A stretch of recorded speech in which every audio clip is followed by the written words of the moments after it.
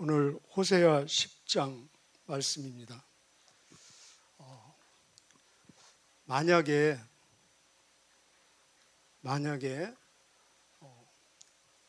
정말 좋고 아주 신실한 남편이 열심히 성실하게 일해서 돈을 많이 벌어서 그 돈을 부인에게 갖다 주었는데 그 부인이 그 돈을 제비족에게 혹은 기둥 서방에게 열심히 갖다 주고 있다면은 그 착하고 성실한 남편의 기분이 어떻겠습니까? 이렇게 배신당한 남편보다 지금 더 배신당하고 있는 하나님의 모습을 1절, 2절에서 보여주고 있습니다.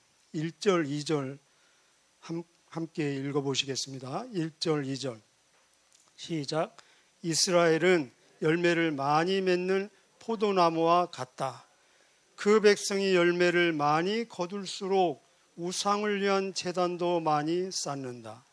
땅이 아름다울수록 헛된 신들을 위한 돌 기둥도 더 많이 세운다. 그래서 그들의 마음이 거짓되니 그 죗값을 치러야 한다. 하나님께서 그들의 제단을 부수시고 돌 기둥을 무너뜨리실 것이다.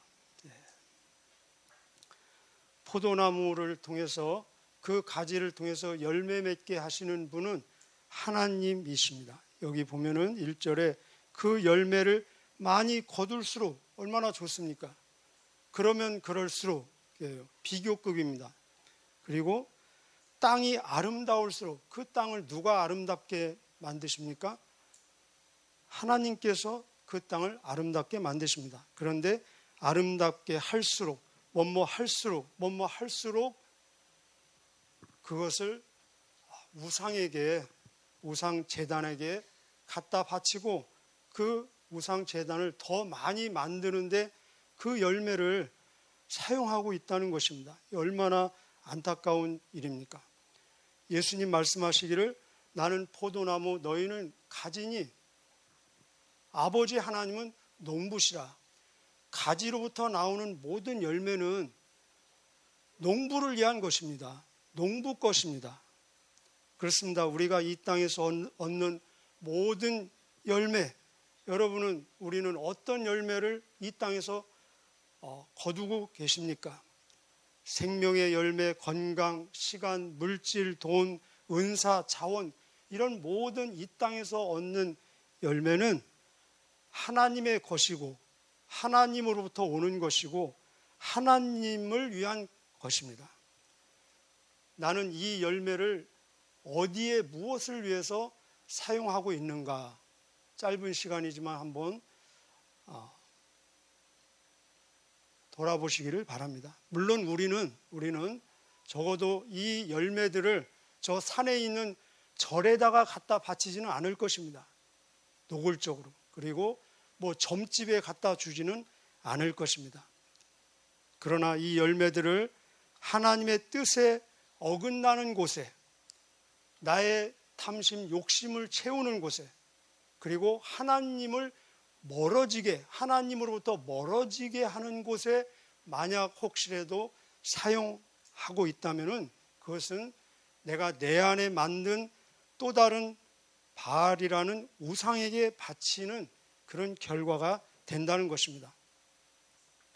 우리는 저를 포함해서 대부분의 사람들은 하늘의 신령한 복과 땅의 기름진 복 둘 다를 좋아합니다. 그렇게 기도도 하지 않습니까? 하늘의 복과 땅의 복. 이것을 원하는 것은 잘못된 것이 아닙니다. 그럴 수 있습니다. 그런데 문제는 우리의 속성으로 인해서 땅의 기름진 복이 하늘의 신령한 복에 방해가 되고 장애가 될 위험성과 가능성, 유혹이 굉장히 많다는 것입니다. 우리는 이것을 아무리 조심해도 지나치지 않을 것입니다. 그래서 성경은 계속해서 이것을 경계해 주고 있고, 이스라엘 역사가 그들이 땅의 복을 받으면 받을수록 오히려 하늘의 복으로부터 멀어지고 있는 모습을 계속해서 보여주고 있는 것입니다. 그리고 오늘을 살아가는 우리 주변에서 이런 모습을 흔히 볼 수 있지 않습니까? 역사적으로 보면은 미국 교회가 그런 모습을 보여주고 있었고, 영국 교회도 그런 모습을 보여주고 있었고, 또 한국 교회, 우리 주변, 아니 나 자신은 어떻습니까? 그래서 잠언의 지혜자는 이렇게 기도합니다. 잠언 30장 7절 8절에 세번역 성경으로 제가 한번 읽어드리겠습니다. 지혜자의 기도를 한번 들어보십시오. 주님께 두 가지 간청을 드리니 제가 죽기 전에 이것을 이루어 주십시오. 죽을 때까지 이 기도를 들어달라는 것입니다. 이게 무슨 뜻입니까? 내 평생 기도 제목이라는 것입니다. 이 지혜자의 평생 기도 제목은 허위와 거짓말을 저에게서 멀리하여 주시고 저를 가난하게도 부유하게도 하지 마시고 오직 저에게 필요한 일용한 양식을 주십시오. 제가 배가 불러서 주님을 부인하면서 주가 누구냐라고 말하지 않게 하시고 제가 가난해서 도둑질을 하거나 하나님의 이름을 욕되게 하거나 하지 않도록 하여 주십시오. 이것이 잠언에 나와 있는 지혜자의 기도입니다. 지혜롭게 참고하시기를 바랍니다. 우리 5절 한번 보실까요? 5절에 보면은 그래서 그런 결과들이 어떻게 나타나고 있는가를 쭉 보여주고 있습니다. 5절에 보면 사마리아 주민이 벳아웬의 송아지 우상을 이룬 후 걱정하여 백성과 제사장이 그들이 섬기던 우상의 영광을 잃고 슬퍼한다. 이 벳아웬은 원래 베델이라는 곳입니다. 그래서 베델이 벳아인이 되었다. 우리 베델 알지 않습니까? 베델은 역사적으로 보면은 아브라함이 갈대아 우르를 떠나서 제일 먼저 예배드린 곳이 베델입니다. 그리고 야곱이 돌베개를 베고 잠을 자면서 그곳에서 단을 쌓고 하나님을 예배한 곳입니다. 그래서 베델 이름이 뜻이 무엇입니까? 하나님의 집. 벳은 집, 엘은 하나님. 그래서 하나님의 집인데 이 베델이 벳아웬이 되었다. 벳은 똑같은 집이죠. 그런데 어떤 집이 되었습니까? 송아지, 금송아지를 만든 우상의 집, 제약의 집이 되었다는 것입니다. 하나님의 진노가 지금 쌓이고 있는 모습을 볼 수 있습니다. 우리 8절 한번 같이 읽어보실까요? 8절 시작. 이스라엘이 죄를 짓던 아웬은 그 아까 본 벳아엔의 준말입니다. 똑같은 지역으로 이해하시면 되겠습니다. 아엔의 산당이 무너져 가시나무와 잡초가 제단을 덮을 것이다. 그때 그들이 산을 향해 우리를 가려다오 하며 언덕을 향해 우리 위에 무너져다오 할 것이다. 이 이스라엘이 나라가 멸망할 때 그들의 그 비참한 모습이 막 산이 나를 덮고 큰 바위가 내 위에 떨어지면 어떻게 됩니까? 완전히 뭉개져서 죽는 거 아닙니까? 근데 그거보다 더 비참하고 처참한 모습, 차라리 바위가 내 위에 떨어져서 내가 그냥 익사하는 게 더 낫겠다 할 정도로 부르짖는 장면이 올 수도 있다는 것입니다. 여기 보면은 산을 향해 우리를 가려다오, 언덕을 향해 우리 위에 무너져다오. 이거 지금 우리가 들어본 표현 같지 않습니까? 예수님께서 누가복음 23장에 같은 말씀을 하십니다. 23장 30절에도 너희들이 산을 향해서 나를 덮어다오. 그리고 언덕이 큰 바위가 내에 떨어져라 라고 부르짖을 것이다. 이것은 이 AD 70년에 예루살렘이 완전히 로마를 통해서 초토화된 그런 모습을 그리고 있습니다. 그런데 더 나아가서 요한계시록 6장에 보면은 또 같은 내용이 나오고 있습니다. 요한계시록 6장에도 보면은 산들을 향해서 바위를 향해서 우리 위에 떨어져라. 그 요한계시록 6장에 나오는 그 최종적인 고백은 끝까지 예수님을 거절하고 부인한 사람의 비참한 종말이 그렇게 될 것이다를 예고하고 있는 것입니다. 자, 우리 9절 함께 보시겠습니다. 9절 한번 읽어보실까요? 시작. 이스라엘아, 너는 기브아 때부터 죄를 지었다. 그곳 백성이 계속해서 죄를 지어왔다. 그들이 악한 짓을 저질렀기 때문에 틀림없이 전쟁이 그들을 덮칠 것이다. 내가 준비해둔 때가 되면 그들을 심판하리니 여러 군대가 모여 그들을 칠 것이다. 그들은 자기들이 지은 많은 죄 때문에 심판받을 것이다. 여기 9절 초반에 이스라엘아, 너는 기브아 때부터 죄를 지었다. 이 기브아 때는 우리 9장에도 나왔었습니다. 사사시대 기브아라는 지역에서 베냐민 족속을 대상으로 아주 동족 상잔의 그런 피비린내 나는 전쟁의 지금 죄를 다시 언급하고 있는 것입니다. 여기 보면은 제가 하나 물어보겠습니다. 하나님은 우리의 죄를 기억하실까요? 안 하실까요? 우리 이사야서 그런데 보면은 이사야서 43장 그런데 보면은 하나님께서는 우리의 죄를 다시는 기억하지 않으신다.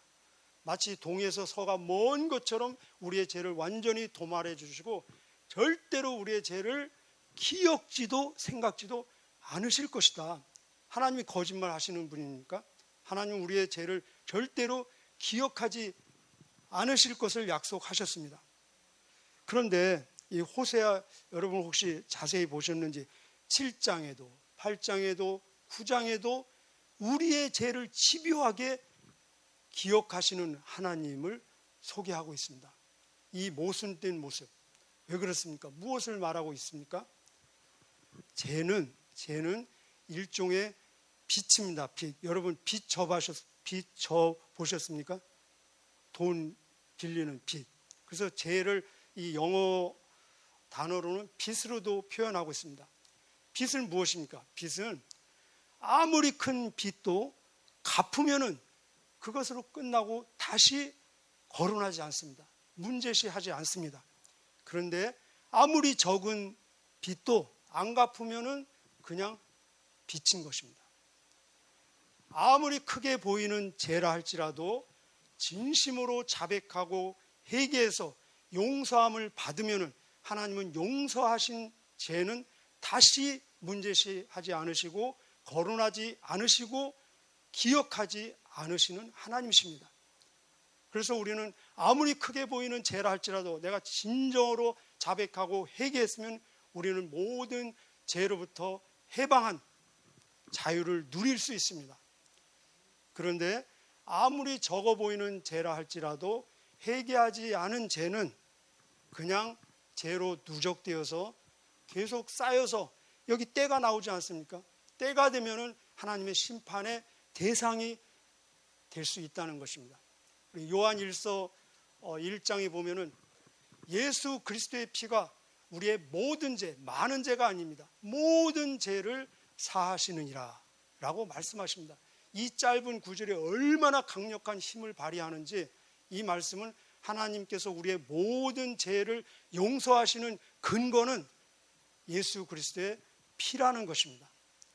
그래서 이 예수 그리스도의 피로 용서받지 못할 만큼 큰 죄는 없습니다. 그러나 예수 그리스도의 피가 필요 없을 정도로 작은 죄도 없다는 것입니다. 그래서 12절 우리에게 이렇게 실질적으로 권면하고 있습니다. 우리 12절 밑줄 쳐 있는데 오늘 요절로서 묵상하시면서 암송하시면서 오늘 적용하시면 좋겠습니다. 12절 한번 같이 읽어보시겠습니다. 12절 시작. 정의의 좋은 씨를 심고 사랑의 열매를 거두어라. 지금은 나 여호와를 찾을 때이니. 여기 지금 나옵니다. 지금이 언제입니까? 지금은 지금이죠. 지금은 나 여호와를 찾을 때이니. 고린도후서 6장에도 지금이 하나님의 은혜의 때요 지금이 구원의 날이로다. 지금. 자, 묵은 땅을 갈아라. 같이 한번 읽어볼까요? 묵은 땅을 갈아라. 묵은 땅을 갈아라.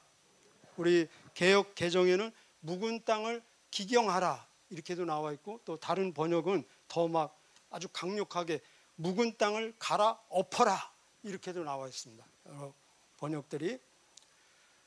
내가 가서 너희에게 정의를 비처럼 내려주겠다. 정의의 좋은 씨를 심어라. 정의의 좋은 씨는 하나님의 뜻을 말하고 있습니다. 내 생각대로 어떤 사회적인 정의, 물론 그런 것도 포함될 수 있지만 이 본문에서는 기본적으로 하나님의 뜻을 말하고 있습니다. 이 하나님의 뜻을 심으면은 사랑의 열매를 거둘 것이다. 하나님의 자비, 은혜, 축복을 받게 된다는 것입니다. 자, 그러기 위해서는 묵은 땅을 갈아라. 아까 말씀드린 대로 묵은 땅을 기경하라. 묵은 땅을 확 갈아 엎으라라는 것입니다. 땅은, 우리 땅 알고 있지 않습니까? 땅은 모든 생명의 양식을 생산해내는, 소출하는 곳입니다. 땅이 없으면 열매를 맺을 수 없죠. 그죠? 땅은 우리가 살고 있는 기반입니다. 우리가 서 있을 수 있는 토대입니다. 땅이 없이는 우리는 서 있을 수 없습니다. 땅은, 흙은 우리 몸의, 우리 육신의 재료입니다. 바로 이 땅은 생명의 근원되는 우리의 마음을 비유해서 지금 말씀하고 계십니다. 우리 마태복음 13장에도 예수님께서 우리의 마음을 땅에 비유하지 않으셨습니까? 길가밭, 돌짝밭, 가시밭, 좋은 밭. 그래서 잠언 4장 23절에 보면은 모든 지킬 만한 것 중에 더욱 내 마음을 지키라. 생명의 근원이 너의 마음에서 남이니라. 땅은 한 번 기경한다고, 한 번 갈아 엎은다고 영구적이지 않습니다. 또 때가 되면은 정기적으로 다시 또 갈아 엎으지 않습니까? 그런데 우리의 마음은 땅보다도 더 자주 갈아 엎어야 된다는 것입니다. 그래서 바울은 이렇게 고백합니다. 나는 날마다 죽노라. 날마다 죽노라. 이 말은 나는 날마다 다시 산다는 고백입니다. 나는 날마다 부활의 경험을 하고 있다. 오늘 이 본문과 연결하면 나는 날마다 내 마음을 갈아 엎은다라는 고백입니다. 땅이 기경되기 위해서 기본적으로 하는 것은 거기에 막 삽질도 들어가고 곡괭이질도 들어가고, 땅이 말을 안 해서 그렇지 삽이 들어갈 때, 곡괭이가 팍팍 파일 때 땅이 얼마나 아프겠습니까? 그래서 마음을 기경하는 첫 작업은 아픔이 동반될 수밖에 없다는 것입니다. 이것을 우리는 자백이라고도 할 수 있고 회개라고도 할 수 있고, 하여튼 수고가 따르고 아픔이 따르고 또 그만한 대가가 따른다는 것입니다. 자, 그렇다면은 이 기경된, 갈아 엎어진 마음은 어떤 마음일까? 제가 한 4가지 정도 한번 소개해 드리겠습니다. 저를 포함한 우리 모두 다시 한번 또 이 마음으로 기경되는 마음으로 하나님께 영광 돌리는 우리의 마음이 되었으면 좋겠습니다. 기경된 마음은 부드러운 마음입니다. 그렇죠. 여기 묵은 땅, 이 땅이 지금 굳어있는 땅, 딱딱해진 땅, 우리 잘 알고 있지 않습니까? 딱딱한 땅, 시멘트나 콘크리트로 포장된 땅은 씨앗도 안 맥힙니다. 씨도 안 들어갑니다. 그러죠? 그렇습니다. 우리의 고집과 아집, 편견 혹은 매너리즘, 이런 것들로 포장된 마음은 씨도 안 맥힌다는 것입니다. 씨가 무엇입니까? 하나님의 말씀. 하나님의 말씀인 씨도 안 맥히면은 그 위에는 더 진보할 수가 없는 거죠.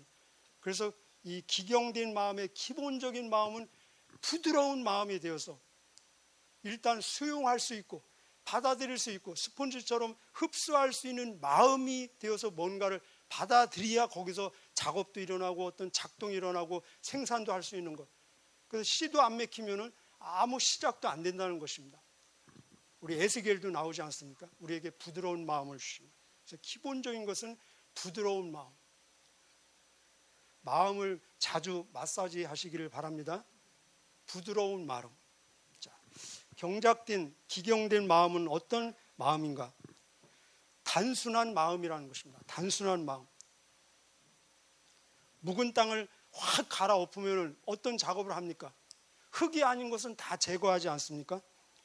뭐 돌도 제거하고 가시 같은 것도 제거하고 잡초도 제거하고 거기에 비닐이 같은 거 있으면 그거 버리고, 쓰레기 있으면 버리고, 빈 깡통 있어도 버리고, 깨진 유리 조각 있으면 다 끌어내고, 순수한 흙만 남기고 흙이 아닌 것은 다 버린다는 것입니다. 이것이 묵은 땅을 갈아엎는 것입니다.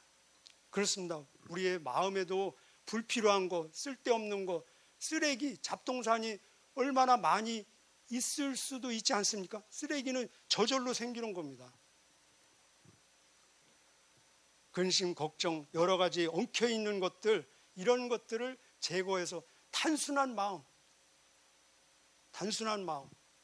그냥 땅에 순수한 흙만 남겨두는 것처럼 마음만 남겨둔 그 마음, 멋있지 않습니까? 복잡한 마음에는 평안이 없습니다.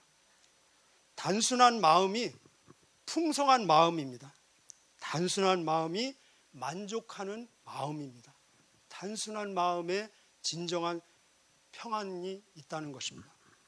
세 번째, 이 기경된 마음은 어떤 마음이냐? 집중하는 마음입니다. 집중하는 마음. 땅은 목적이 있습니다. 목표가 있습니다. 땅의 목표는 무엇입니까? 음식을 생산하는 것입니다. 뭔가를, 열매를 맺는 것입니다. 소출물을 내는 것이 땅의 목적입니다. 땅도 목적이 있다면 우리도 목적이 있지 않습니까? 하나님이 나에게 주신 목적, 우리는 이것을 사역이라고도 하고 사명이라고도 하고, 하나님이 나를 향하신 계획, 하나님이 나에게 주시는 그 목적에 집중된 마음이 바로 기경된 마음이라는 것입니다. 집중된 마음이 힘이고 집중된 마음이 능력입니다. 자, 끝으로 기경된 마음은 의존하는 마음입니다. 철저히 의존하는 마음. 그런데 누구를, 무엇을 의존하느냐, 그 대상이 굉장히 중요합니다. 그 대상은 오직 철저히 주님만 의존하는 마음이 기경된 마음이라는 것입니다. 여러분, 땅은 철저히 의존적입니다. 땅은 움직이지 않습니다. 땅은 정직합니다. 땅은 하늘만 쳐다보고 있어요. 땅은 하늘만 의존합니다. 땅이 어떤 생산물을 소출해내기 위해서 필요한 것들이 얼마나 많습니까? 그러죠? 뭐 땅은 비도 필요하고 바람도 필요하고 적당한 기후, 온도도 필요하고 물도 필요하고 뭐 날씨, 그런 필요한 것들이 많이 있지만 땅은 그 필요한 것을 의존하는 것이 아니라 하늘만 의존하고 하늘이 그 필요를 다 채워주고 있다는 것입니다. 우리도 이 세상 살아가면서 필요한 것들이 얼마나 많습니까? 건강도 필요하고 물질도 필요하고 시간도 필요하고 지혜도 필요하고. 그런데 우리가 중요한 것은 필요성과 의존성을 혼돈하면 안 된다는 것입니다. 그래서 우리가 필요한 것이 너무 필요하기 때문에 필요한 것을 의존할 위험성이, 유혹이 있을 수 있다는 것입니다. 우리는 이 유혹의 이 가능성에 넘어지면 안 되는 것입니다. 필요한 것은 필요한 것이고 의존할 대상은 별개라는 것입니다. 우리가 의존할 대상은 필요한 것들이 아니라 오직 주님, 오직 하나님, 오직 예수 그리스도라는 것입니다. 예수님 요한복음 15장에서 말씀하시기를 나는 포도나무요 너희는 가지니 너희가 내 안에 있고 내가 너희 안에 있으면 너희는 많은 열매를 맺나니 나를 떠나서는 너희가 아무것도 할 수 없느니라. 이게 무슨 말씀입니까? 오늘 본문과 연결하면 너는 나만 의존해야 된다. 그러면 내가 너희 필요한, 네가 열매를 맺기 위해서 필요한 모든 것을 다 공급해 주겠다. 나를 떠나서는 너가 아무것도 할 수 없느니라. 기도하시겠습니다. 하나님 아버지 감사합니다. 하나님, 저희가 무엇이간데 파격적인 은혜를 주시어서 우리에게 이 땅에서 필요한 모든 복을 주심을 감사합니다. 생명도 주시고 건강도 주시고 물질도 주시고 재능도 주시고 시간도 주시고 이렇게 하나님을 섬길 수 있는 열심, 믿음 주심을 감사합니다. 우리를 통해서 나오는 모든 열매가 하나님이 주신 것, 하나님으로부터 오신 것, 하나님을 위한 것임을 하나님 믿고 믿음에 끝나는 것이 아니라 이런 모든 것들을 진정 하나님의 뜻에 맞게 하나님을 기뻐하시는 곳에 사용하는 진정 지혜로운 저희들 되게 하여 주옵소서. 오늘도 기도할 때 성령으로 말씀으로 충만케 하여 주시고 하나님의 뜻이 계시의 영으로 우리에게 전달이 되어서 하나님의 뜻대로 기도하는 우리의 기도 되게 하여 주옵소서. 예수님 말씀하시기를 나는 포도나무요 너희는 가지니 너가 내 안에 내가 너 안에 있으면 너희가 많은 열매를 맺고 너희는 나를 떠나서는 아무것도 할 수 없느니라. 오늘도 주님 안에서 주님과 동행함으로 주님을 통해서 열매 맺는 임마누엘의 삶이 되게 하여 주옵소서. 여기에 드려진 예물 기뻐 받아주시고 그 속에 담겨있는 기도의 제목 하나님 앞에 연락되어서 더 많은 간증 있게 하여 주옵소서. 감사드리며 예수님의 이름으로 기도하옵나이다.